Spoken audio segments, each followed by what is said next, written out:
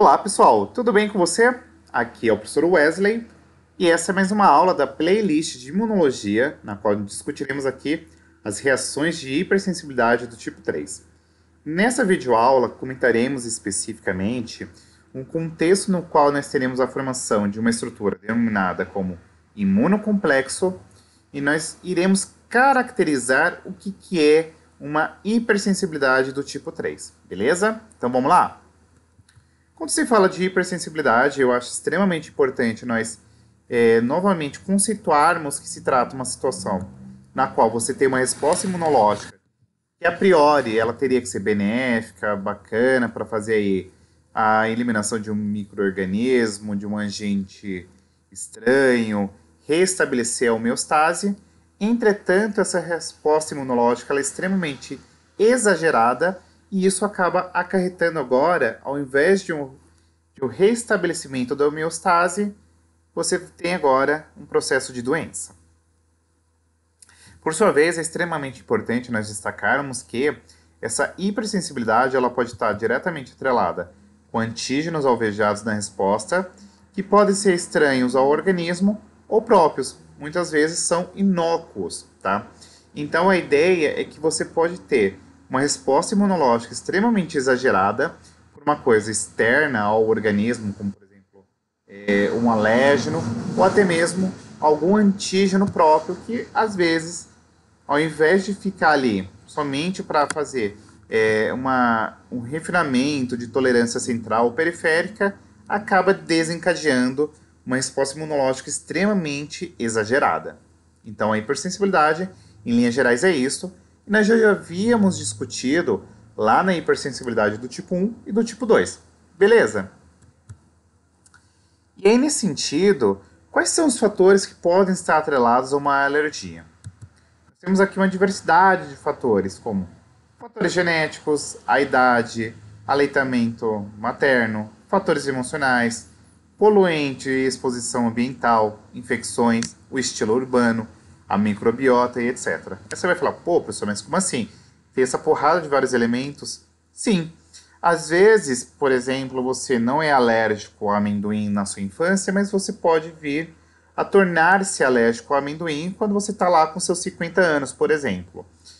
É importante trazermos aqui nessa discussão que os fatores de exposição a poluentes também são extremamente importantes no estabelecimento de uma resposta de hipersensibilidade.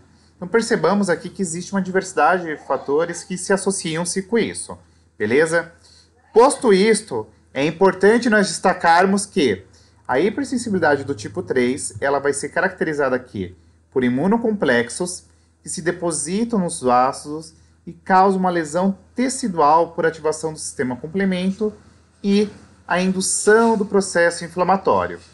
Não menos importante, entendamos ainda que a hipersensibilidade do tipo 3 ela pode ser de dois tipos, uma qual nós denominamos como uma hipersensibilidade do tipo 3 local ou uma hipersensibilidade do tipo 3 sistêmica, e é importante ainda ser trazido aqui na nossa discussão que os anticorpos envolvidos na hipersensibilidade do tipo 3 são o IgG ou o IgM. Por sua vez, é importante ainda ser destacado que os antígenos eles podem ser próprios ou decorrentes de uma infecção persistente, como por exemplo um antígeno microbiano circulante. De maneira qual, pessoal, é importante ainda destacarmos que, num contexto de uma infecção persistente, você pode ter a formação do imunocomplexo, que é basicamente uma associação do antígeno ao anticorpo, e ele vai circulando por todo o organismo, beleza? Pensando-se agora em questão de etiologia, isto é, como que isso está associado, nós temos aqui, primeiro, um defeito intrínseco do sistema de eliminação de imunocomplexos, tá? Então, por exemplo, o CR2 com receptores para complemento das hemácias ou do sistema fagocítico, ou até mesmo uma questão aqui extrínseca, ou seja, um antígeno ambiental. Então percebamos que a origem da hipersensibilidade do tipo 3 pode estar atrelada aqui com alguma situação intrínseca ao organismo, ou seja, alguma deficiência, alguma alteração de receptores de complemento ou até mesmo aqui um fator extrínseco, ou seja, um fator que não é necessariamente oriundo do próprio organismo. E, por sua vez, é importante nós destacarmos que, quando você pensa nessa questão de imunocomplexos, eles vão se depositar em diversas localidades. Pode ser uma situação na qual ela fica em uma única localidade ou pode se distribuir por todo o organismo. E isso acarreta a ativação do sistema complemento e essa indução do processo inflamatório. Para vocês terem uma noção, os relatos datam aí do ano de 1911. Clemens e von Piquet trataram aqui a difteria com soro de cavalo imunizado com a toxina e o resultado disto foi uma inflamação articular, erupções fortes. E aí um detalhe muito importante é que não se tratava de uma infecção ativa, tá? E, por sua vez, esses sintomas eles acabavam se acentuando, piorando com uma segunda exposição. E aí vamos entender como que se dá essa situação, ó. Então vamos lá. Você tem aqui um antígeno circulante e um anticorpo circulante. A união do antígeno circulante com o anticorpo circulante forma um imunocomplexo. Por sua vez, você pode ter aqui também a atuação do sistema complemento, de maneira qual você vai ter aqui complexos solúveis e complexos insolúveis. Esses complexos insolúveis, por sua vez, são removidos aqui por células fagocíticas mononucleares. Todavia, os complexos solúveis eles podem se ligar aos eritrócitos, isto é, às hemácias, e aí posteriormente serem eliminados, ou, neste contexto em específico, eles podem se depositar aqui nas paredes dos vasos, causando aqui uma intimia arterial, que acarreta no acúmulo de neutrófilos, e aí você tem, por exemplo, uma arterite. Ou, por sua vez, ele pode agora ser direcionado lá para o glomérulo, e você tem uma resposta proliferativa, acarretando uma glomerulonefrite. Você pode ter aqui esses complexos que estão depositados nas paredes dos vasos, causando aqui uma sinórvia, que acarreta no acúmulo de neutrófilos e causa aqui uma artrite. Por sua vez, é importante nós trazermos ainda que, vamos lá, dá uma olhadinha aqui nos níveis plasmáticos e o tempo em dias. Então você tem aqui a injeção de soro estranho e aí você vai ter as proteínas séricas lá no talo. Conforme o tempo vai passando, isso daqui vai diminuindo, certo? Entretanto, você tem uma situação na qual você tem aqui a formação dos imunos complexos, isto é, a ligação do antígeno ao anticorpo, e o que acontece? Os anticorpos contra essas proteínas séricas estranhas começam a aumentar. E na formação desse complexo antígeno-anticorpo, você vai ter aqui uma série de vários eventos fisiológicos, como, por exemplo, febre, vasculite, artrite, nefrite e etc. Então você tem aqui, ó, a zona de excesso de antígenos, ou seja, pequenos complexos, e esses pequenos complexos eles podem se somar-se, formando aqui uma zona de equivalência que vai formar aqui os imunocomplexos, beleza? E aí você pode ter aqui a zona de excesso de anticorpo, formando aqui os pequenos complexos, beleza? Além disso, vamos lá. Quando a gente fala desses imunocomplexos, que são justamente esses anticorpos ligados aos antígenos, como eu falei, eles podem se aderir aqui nas paredes dos vasos, formando aqui uma deposição desses imunocomplexos, beleza? De maneira a qual essa deposição aqui na parede do vaso vai acarretar, pessoal, agora no recrutamento e ativação de células inflamatórias, mediadas aqui por receptor da porção FC e pelo complemento, de maneira a qual você tem aqui o recrutamento de células do sistema imunológico, como por exemplo, os neutrófilos, e por sua vez você tem agora a liberação de enzimas lisocimais, a espécies reativas de oxigênio, e tudo isso acarreta no ambiente pró-inflamatório, acarretando, por exemplo, a vasculite, beleza? E aqui percebamos que, ó, você tem aqui o antígeno, os níveis séricos e o dia. Então você tem aqui o antígeno começa-se aqui, ó, os níveis de antígeno nessa primeira situação são altos, vão diminuindo-se com o tempo, ao passo que você vai aumentando os imunos complexos, isto é, os anticorpos ligados aos antígenos. O complemento também já está aqui no talo, tá? E você vai tendo aqui, ó, as porções de anticorpo livre, as articulações, lesões vasculares, etc., aumentando conforme aumenta-se aqui o número de imunocomplexos. De maneira qual, você tem algumas doenças, como por exemplo a doença do soro, que causa aqui urticária, febre, mal-estar, dores articulares, e em alguns contextos também pode acarretar aqui albinuria, ou seja, diminuição dos números da quantidade de albumina, hematúria, diminuição do complemento dos fatores C3, C4 e do complemento total, que aqui nós denominamos como H50. E aqui é uma figura só para esquematizar o efeito da doença do soro, tá?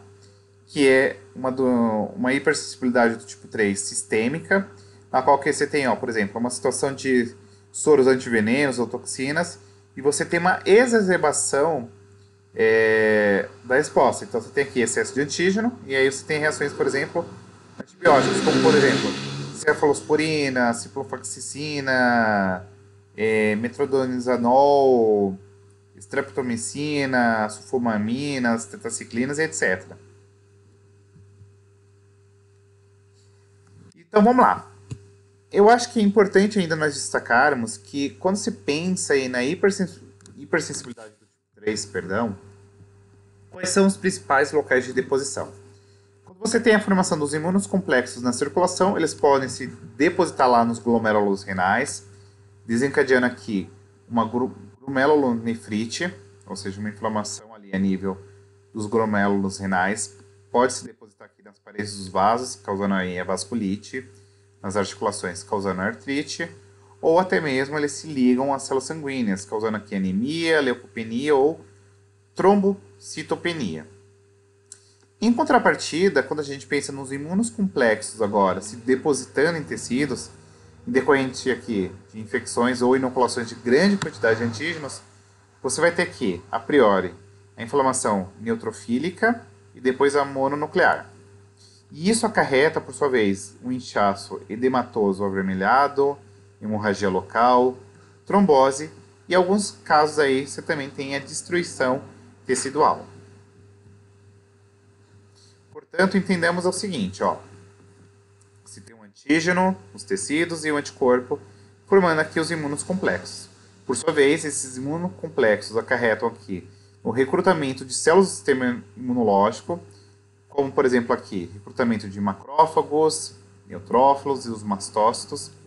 Os macrófagos liberam aqui óxido nítrico, interleucina do tipo 1, TNF-alfa, que aumenta aqui a expressão da selectina, acarretando aqui migração de neutrófilos. Por sua vez, os neutrófilos induzem o processo de fagocitose e tem aqui acúmulo de neutrófilos. Você pode ter aqui a ativação do sistema complemento, acarretando aqui mediante o C5A, a quimiotaxia neutrofílica e tudo, acarreta aqui o quê? Acúmulo de neutrófilo. Você tem aqui o processo de desgranulação, e aí você vai ter a liberação aqui de proteases oxidantes, acarretando aqui na destruição tecidual. A somatória de todos esses eventos que eu destaquei nesse fluxograma é o que nós chamamos de reação de Artus. Tá bom? E aí você tem aqui uma figura bastante característica da reação de Artus. E aí é só a nível de contextualização, nós temos aqui, ó, uma granulonefrite mediada por anticorpo antimembrana basal. Isso aqui é a microscopia de luz. E você tem aqui a granulonefrite, mediada por imunocomplexo. Percebam que é muito diferente o que você tem. E aí você tem aqui a síndrome de Gold-Pastori, que na membrana basal, mediante aqui o teste de imunofluorescência, e, por exemplo, aqui as células mesangiais no lúpus eritematoso sistêmico, que é uma das patologias que tem-se aqui a formação de imunocomplexos. Então vamos lá. Quando a gente fala de hipersensibilidade do tipo 3, quais são as principais doenças associadas? Você tem aqui o lúpus eritematoso sistêmico, a doença de lúpus, a qual você tem aqui os antígenos envolvidos são DNA, nucleoproteínas e outras coisas, e as manifestações clínico-patológicas são nefrite, artrite e vasculite. Você tem aqui a poliarterite nodosa, antígeno de superfície aqui do vírus da hepatite B, causando vasculite, a glomerulonefrite pós-estreptococa. Então, basicamente, está associado aqui com antígenos presentes ali na parede celular de Streptococcus, que podem ser semeados, ou seja, eles podem simplesmente crescer ali na membrana basal glomerular, causando aqui um episódio de nefrite. E tem aí a doença do soro, que, como eu falei para vocês anteriormente, está associada aqui com várias proteínas, causando aí artrite, vasculite e nefrite. Por fim, aqui nós temos um esquema geral dos tipos de hipersensibilidade. Ó. Então, do tipo 1, associado com o IgE, o antígeno é um antígeno solúvel, o mecanismo e fator é a ativação de mastócitos, e exemplos aqui de reações de hipersensibilidade, rinite, asma, eczema atópico, anafilaxia sistêmica e algumas alergias a fármacos. Do tipo 2, o reagente imune é o IgG, associação aqui a antígeno associado à matriz ou à célula, receptores celulares, então o mecanismo de fator, complementos, células, anticorpos que alteram a sinalização, então você tem aqui também alergias a alguns fármacos, como as penicilinas, exemplo aqui, urticária também crônica. Do tipo 3, IgG ou IgM, como eu falei para vocês, antígeno solúvel, complemento e os fagócitos. E aí nós temos aqui exemplos, doença do soro, lúpus, reação de Arthus. E a do tipo 4, que nós destacaremos na próxima aula, que nós temos aqui um mecanismo tardio mediado por TH1, TH2 e CTL. Beleza? E é isso. Se você tiver gostado, deixe o seu like, curta, compartilhe, se inscreva. Vai ser um prazer ler e discutir com vocês, tá bom? Um super beijo e até a próxima. Fui!